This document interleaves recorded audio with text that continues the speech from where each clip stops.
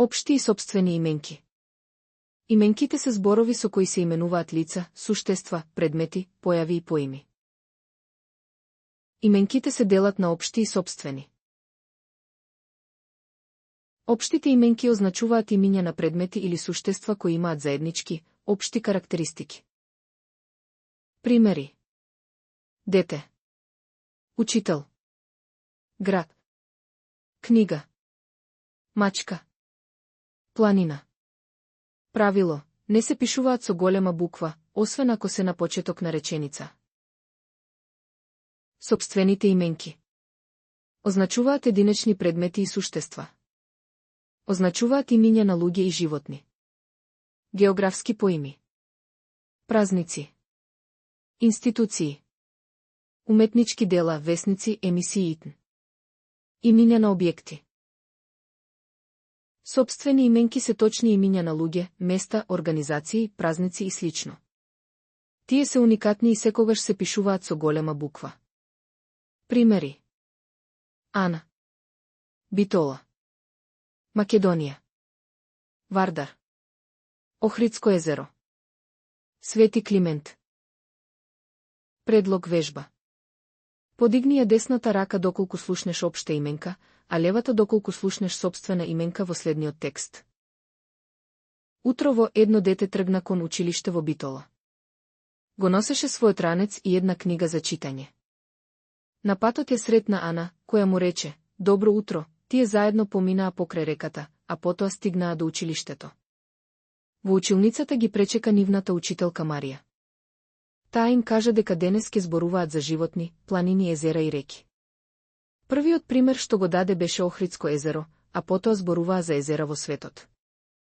На крајот, наставничката им покажа слика од мачката Том, нејзиниот миленик.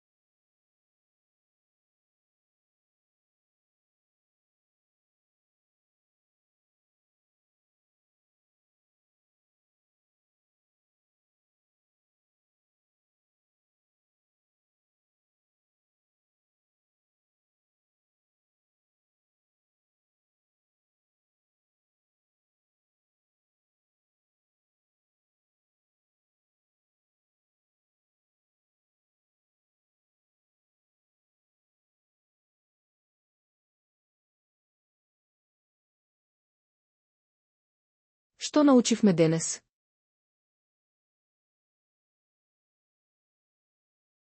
На големиот одмор Ана, Мартин и Сара седеа на клупата во училишниот двор и јадеа сендвичи. Денес ми беше многу интересно на часот по македонски, рече Ана. И мене. Се согласи Мартин.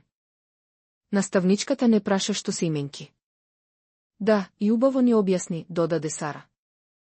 Рече дека именките се зборови со кои се именуваат луѓе, животни, предмети и места. Точно. Рече Ана. И потоа ни кажа дека има два видови именки, сопствени и општи. Општите именки се оние како девојче, река, училиште, рече Мартин. Се пишуваат со мала буква.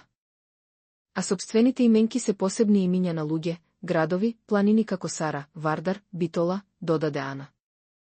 Се пишуваат со голема буква. Сара се насмеа. Наставничката не пофали кога ги препозна сите сопствени именки во реченицата. А мене ми беше наинтересно кога пишувавме реченици со општи и сопствени именки, рече Мартин.